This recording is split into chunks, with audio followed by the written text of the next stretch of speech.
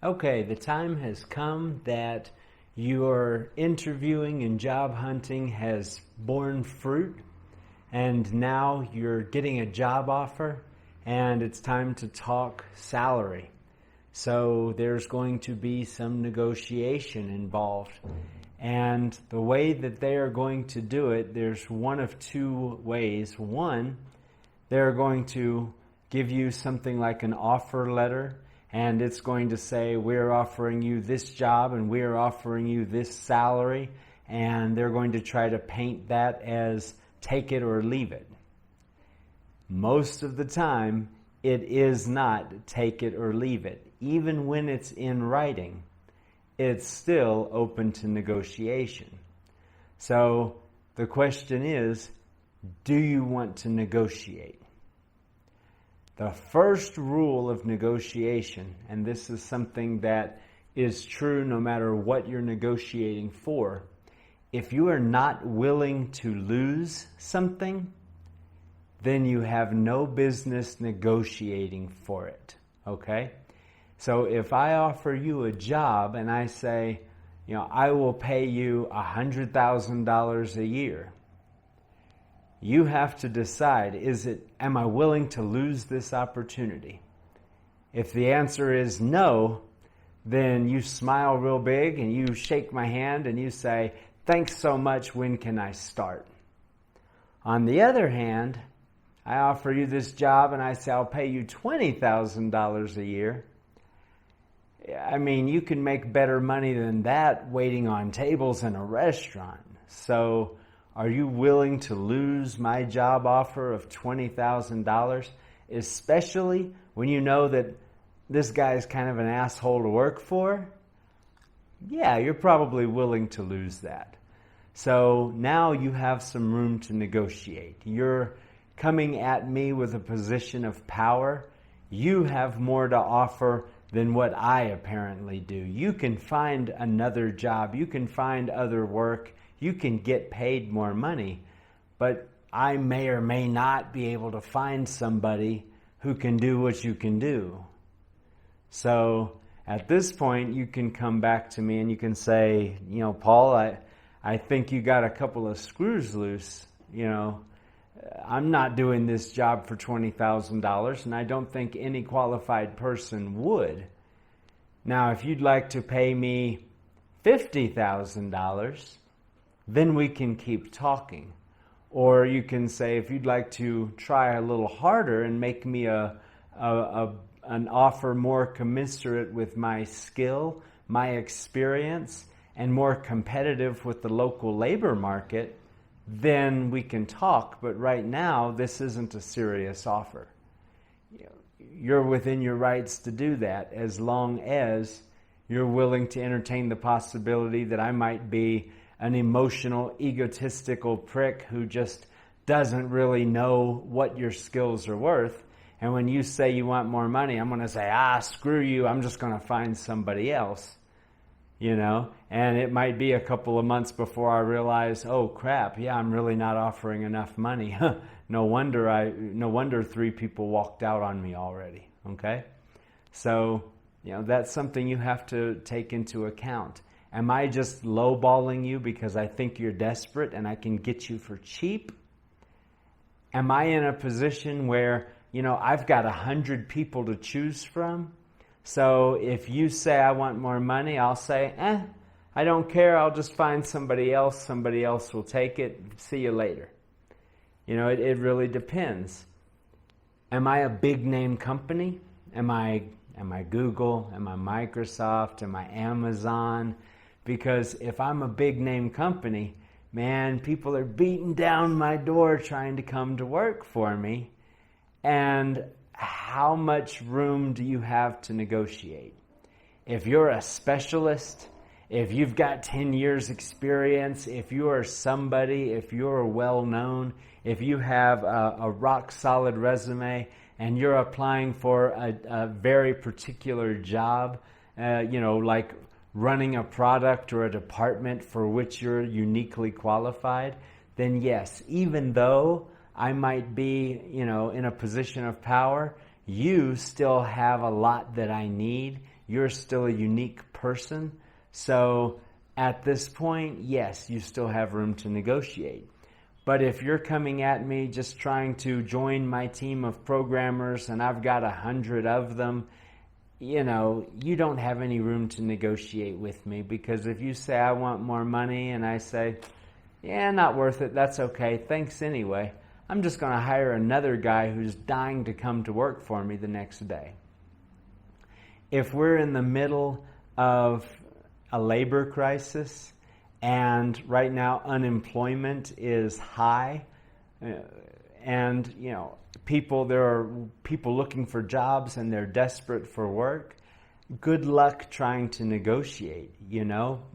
If supply is high, prices are low. Okay, that's basic economics. So if I've got 100 people applying for me, it doesn't matter if I'm a big company, a small company, if the job is great, if the job is horrible. If I've got a lot of people to choose from, you have no real room to negotiate. But, we program PLC. We've got some skills. We've got some talent.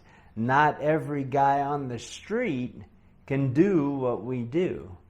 So more often than not, we are sitting in a position of more power than we think when we're negotiating. So I'm not saying we can just write our own ticket and name our own price, but particularly if we're dealing with a smaller company, if we already have significant experience with the type of product that they develop, if we're in a very low unemployment rate and the job market is super hot at the moment, if we're in a place where there's not a lot of industry and there just happens to be this one company there that really needs somebody, those are factors you want to consider whenever you're negotiating.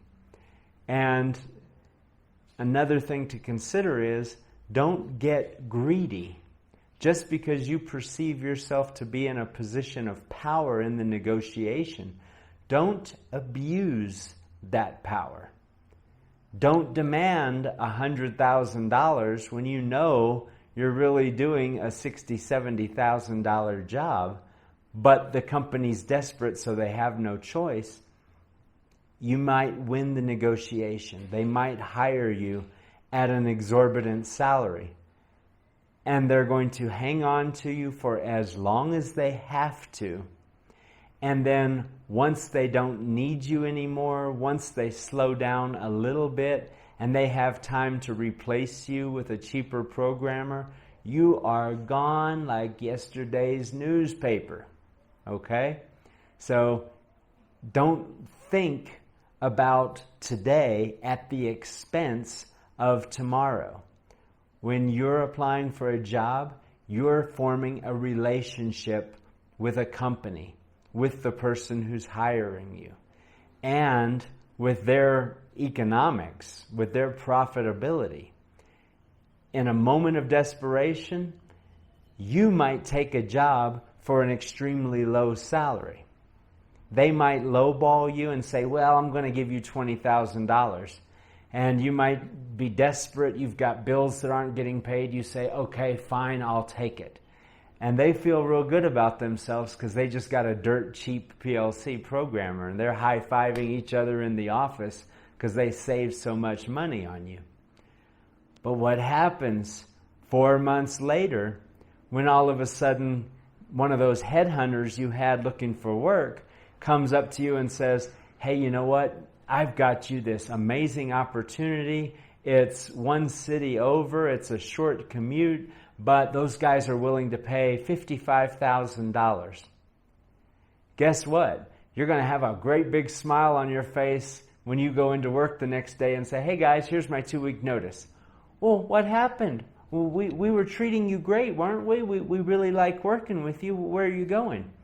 These guys offered me $50,000, But wait, you didn't even give us a chance. We'll pay you more. Man, you should have thought about that 4 months ago when you took advantage of me, and you've had me working for you for 20 all this time. You knew I was worth more. but you guys got a little greedy. You took advantage of me. I've already accepted this other job.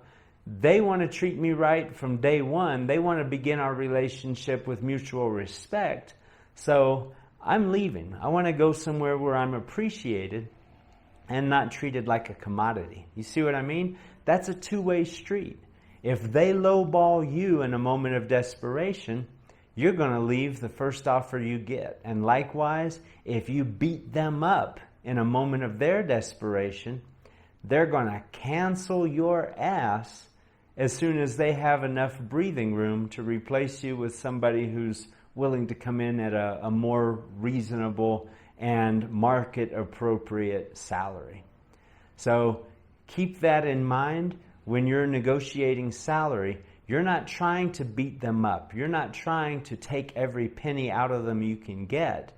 You're trying to get a good, reasonable, fair salary based on where you're at, what the market conditions are, what your actual skills and experience are that you're bringing to the table. Okay? If you're brand new at programming PLCs and you find out the average PLC program in your area is making $60,000, don't think that qualifies you for $60,000. That might qualify you for $40,000 or $45,000. Get a year or two experience, then come back looking for $55,000, $60,000. But if you don't have any experience, take that into account when you're negotiating. Now, back to the actual negotiation. If you already have an idea of how much money you want to make, and you should before you sit down and start negotiating, do your research. Find out what PLC programmers or whatever job description it is you're looking for. Find out what they make in that area. Find out what a reasonable salary is. And have that number up here when you sit down to negotiate. Because, again, you're looking for a fair salary. When you sit down at the table, don't say, when they say, oh, how much would you like to make? Don't say, oh, I want $60,000. Because almost inevitably, they're going to try to take whatever your starting number is, and they're going to try to go down from there. Oh, that's a lot more than we can afford. We were thinking about 40. And then you'll be lucky if you walk out of that negotiation with 50.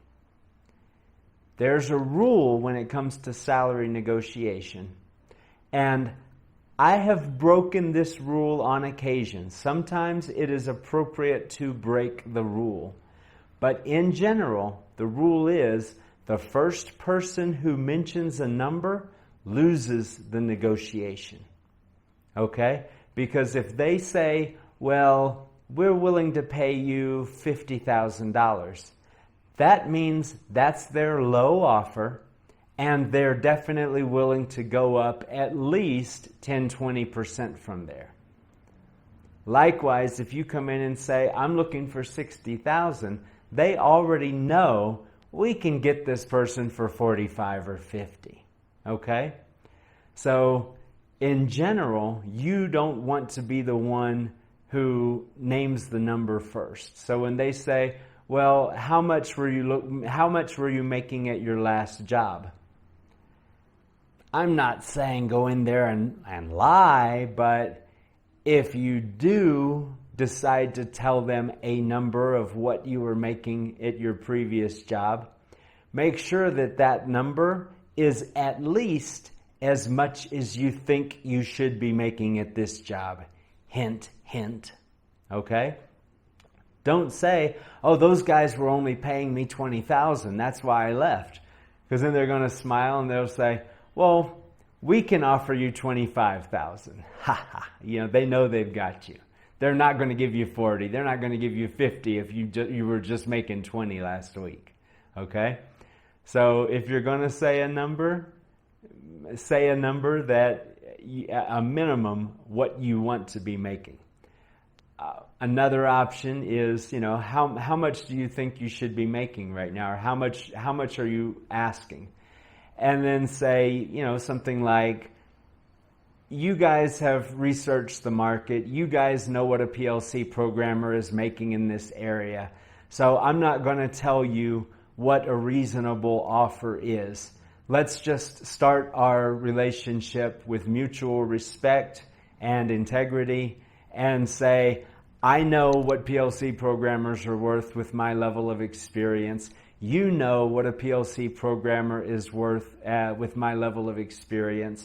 And we've already discussed the job. You want somebody who's going to do this, who's going to do that, who's going to take charge, who's going to not create any problems, who's going to get everything done on time, who's going to put in extra hours when it's necessary, take work home from when necessary, train other people in the office. You want all of that from your PLC programmer, and you already know I'm well qualified and can get the job done. So I'm not going to tell you what to offer me. Make me a fair and reasonable and appropriate offer based on what I'm bringing to the table and what you're asking of me, and I will accept that fair and reasonable offer, and we'll be done with this discussion. Okay? So basically, you just put the ball back in their court and strongly implied that it's in their best interest to make you a good offer because you are an informed candidate, okay? So there are ways to avoid saying the number first. But in general, that's the rule. Don't be the first one to mention a number. Get them to make an offer. And if it's a good offer, if that offer is what you were expecting or real close to it, you know what? Take the offer. Don't try to negotiate if you don't need to. If they're starting off with a respectable offer, graciously accept it. But if the offer is low, don't hesitate to tell them, guys, this offer's a little low. For what you're asking, I don't think you're going to find very many qualified PLC programmers who are going to accept an offer like this. Now, if you want to relook at some of my responsibilities or my hours or my vacation or my insurance package, if you want to relook at the benefits and the requirements of this job, then maybe we can end up at this number as a salary.